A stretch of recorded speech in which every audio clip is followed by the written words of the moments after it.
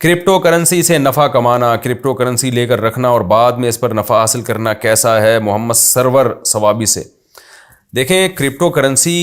بعض چیزیں ایسی ہوتی ہیں علماء اس میں ماہرین سے پوچھ کے ہی رائے دیتے ہیں۔ کرپٹو کرنسی تو ایک ڈیجیٹل کرنسی ہے نا، یہ نئی چیز ہے، تو ماہرین جو تفصیل بتائیں گے علماء اسی کے مطابق فتویٰ دیں گے۔ میرے پاس جتنے ماہرین تھے، ڈاکٹر ذیشان صاحب جن کا میں نے انٹرویو انہوں نے میرا لیا تھا، یا پتہ نہیں میں نے ان کا انٹرویو لیا تھا، یا دونوں نے ایک دوسرے کا انٹرویو لیا تھا، واللہ عالم۔ ان کی رائے یہ تھی کہ انہوں نے جو ہمیں ڈیٹیل بتائی تھی اس کے حساب سے جائز لگ رہا تھا ہمیں، تو ہم نے فتویٰ دیا جائز ہے۔ لیکن ایک اور بڑے عالم ہیں، عالم سے میری مراد کرپٹو کرنسی کے ماہر، جو میرے پاس ان کا نمبر بھی ہے، میں نام بھی لے لیتا ہوں، تھوڑا سا آپ لوگ ویٹ کریں۔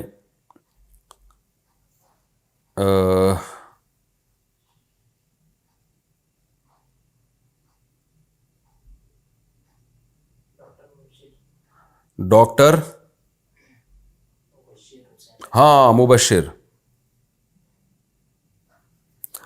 ڈاکٹر مبشر صاحب ہوتے ہیں، یہ ہیں یورپ میں، شاید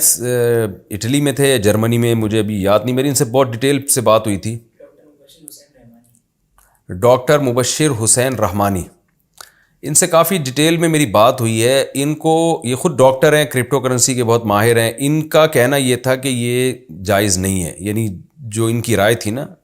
ظاہر ہے جائز ناجائز کا فیصلہ تو مفتیان کرام ہی کریں گے، لیکن جو یہ ڈیٹیل بتا رہے تھے اس کے حساب سے کرپٹو کرنسی کا جواز نہیں بنتا۔ تو اب چونکہ ماہرین ہی کی رائے میں اختلاف ہے، تو اس لیے میں نے اپنے پرانے فتوے سے رجوع کیا۔ ان سے جب میری بات چیت ہوئی، ان کے پوری ڈیٹیل ہے، فیس بک پہ بھی آپ کو مل جائے گی، اور ہو سکا تو ہم اس کا لنک بھی شیئر کر دیں گے۔ تو اس لیے میں نے پھر اس میں توقف کر لیا ہے، بھائی جو میں نے جواز کا فتویٰ دیا تھا میں اس سے رجوع کرتا ہوں، میں ناجائز نہیں کہہ رہا، کیونکہ ایسا نہ ہو کہ کل پھر کوئی ڈاکٹر صاحب کہیں کہ یہ اس کی ڈیٹیل ہی بدل دیں۔ مفتی کے سامنے جو دو تفصیل آئے گی، مفتی اس تفصیل کے مطابق جواب دے گا نا۔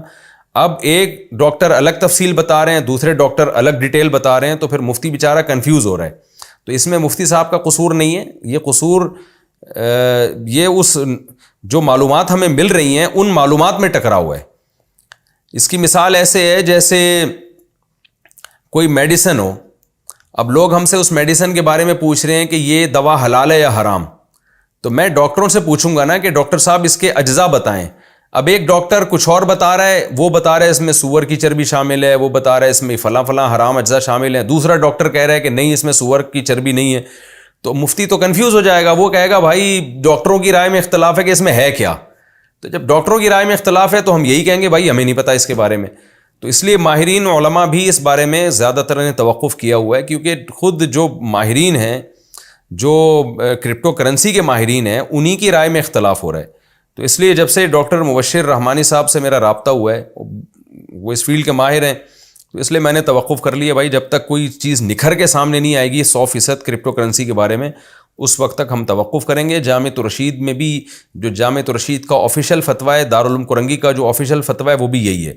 اگرچہ جامعۃ الرشید ہی میں بعض مفتیان کرام اپنے طور پہ اس کو جائز کہہ رہے ہیں، لیکن جو جامعۃ الرشید یا دارالعلوم کرنگی کا یا دیگر بڑے اداروں کا جو آفیشیل ایک فتویٰ ہے وہ یہی ہے کہ بھائی اس کے بارے میں معلومات ہمیں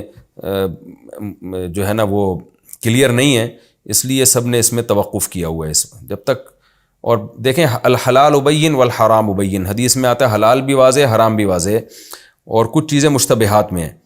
تو بہتر یہی ہے کہ جب تک 100% اس کے جائز ہونے کا یقین نہیں ہوتا، مشتبہات میں تو ہے، بہرحال مشتبہات سے بچنا ہی بہرحال بہتر ہے۔